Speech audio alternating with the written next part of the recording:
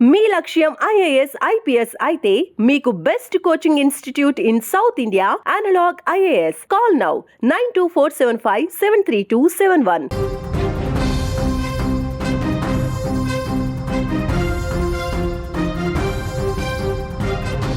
సమాజంలో ఎన్నో దారుణాలు జరుగుతున్నాయి. కానీ కొన్ని సంఘటనలు విన్నప్పుడు మనసు తీవ్రంగా కలిచివేస్తుంది. అసలు వీళ్ళు మనుషులేనా అని ప్రశ్నించేటువంటి విధంగా మారుతుంటాయి ఆ సంఘటనలు.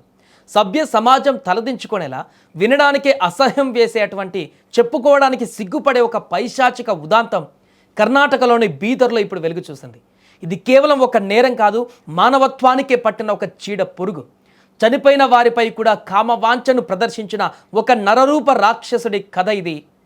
ఈ ఫోటోలో కనిపిస్తున్నటువంటి ఈ నరరూప రాక్షసుడే చనిపోయినటువంటి మహిళా మృతదేహాలన దుస్తువులను తొలగించి నగ్న ఫోటోలు తీసిన దుర్మార్గుడు. ఇతని పేరు మునీర్ అహ్మద్.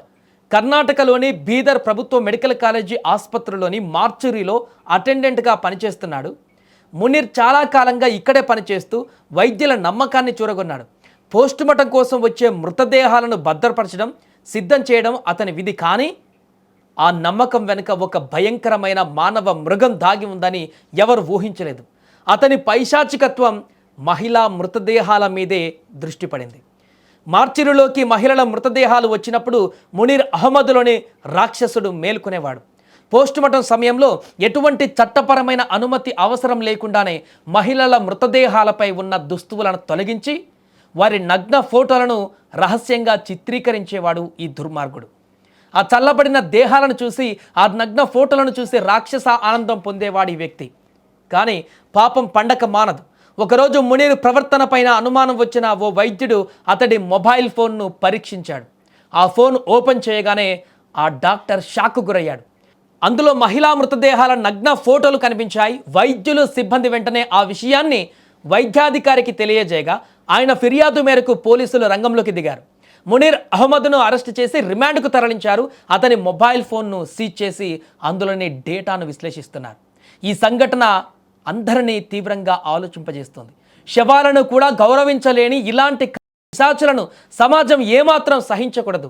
ఇలాంటి సంఘటనలు మన సామాజిక విలువలు ఎంతగా దిగజారిపోతున్నాయో మనుషులలో అనేటిది స్పష్టం చేస్తున్నాయి. ప్రభుత్వ ఆసుపత్రుల్లో, ముఖ్యంగా మార్చురీలలో కూడా భద్రతా వ్యవస్థలను మరింత బలోపేతం చేయాల్సినటువంటి అవసరం ఉందని గుర్తు చేస్తుంది ఈ ఘటన. ఇలాంటి మానవ మృగాలకు కఠినమైనటువంటి శిక్షలు విధించి సమాజానికి ఒక గట్టి సందేశం ఇవ్వాలి. మన చుట్టూ జరుగుతున్న ఇలాంటి దారుణాలపైన మనందరం కూడా అప్రమత్తంగా ఉండాలి.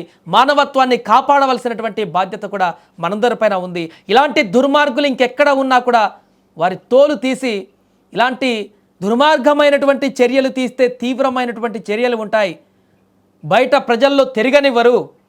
ఈ విషయం తెలిస్తే వారి జీవితం అంతమైపోతుంది అన్నటువంటి ఒక భయాన్ని కలిగించే విధంగా శిక్షలు ఉండాల్సినటువంటి పరిస్థితి ఏర్పడింది. ఈ వ్యక్తి ఈరోజు మార్చిరులోనే ఆ మహిళల మృతదేహాలపైన ఇంత దారుణానికి పాల్పడ్డాడంటే అతనిలోని మృగం ఇంకా బయట అనేక మంది మహిళలపైన కూడా ఎలాంటి దృక్పథంతో ఉంటుంది ఇతని యొక్క ఆలోచన ధోరణి అనేది కూడా ఇప్పుడు ఆలోచించాల్సినటువంటి పరిస్థితి. అందుకే ఈ యొక్క ఘటన బయటికి రావడంతో ఇప్పుడు హాస్పిటల్ వర్గాలందరూ కూడా, అక్కడ ఉన్న వాళ్ళందరూ కూడా ఒక్కసారిగా కంగు తిన్నారు. ఎంతకాలంగా సాగుతుంది ఇదంతా? ఇంకా ఏం చేస్తున్నాడు? ఫోటోలు, వీడియోలో తీస్తున్నాడా? ఇంకా ఎంత దరిద్ర పనులు చేస్తున్నాడు అక్కడ మార్చురీలో? ఇంకా ఇతనికి ఎవరైనా సహకరించేటువంటి వ్యక్తులు ఉన్నారా? పూర్తి వివరాలు కూడా ఇప్పుడు దర్యాప్తులో బయటకు రావాల్సిన పరిస్థితి ఏర్పడింది. ఇంత దారుణమైనటువంటి ఘటన ఇప్పుడు సభ్య సమాజంని తలదించుకునేలా చేస్తుంది. ఈ వ్యక్తిని ఖచ్చితంగా అత్యంత కఠినంగా శిక్షించాలి. ఇలాంటి వక్రబుద్ధులు ఉన్నటువంటి వారికి కూడా వెంటనే వారు ఒళ్ళు జలధరించేటువంటి విధంగా శిక్షలు ఉంటాయనేటువంటి పరిస్థితిని క్రియేట్ చేయాలంటూ కూడా చాలామంది కామెంట్ చేస్తున్నారు. మరి ఘటన పట్ల మీ అభిప్రాయం ఏంటి? ఈ దుర్మార్గుడిని ఏం చేయాలి? ఇంత దారుణంగా మార్చిలో ఉన్నటువంటి మహిళలను కూడా వదలకుండా దారుణమైనటువంటి కార్యక్రమాలకు పాల్పడుతున్న ఈ వ్యక్తిని ఏం చేస్తే మంచిదో కామెంట్ చేయండి.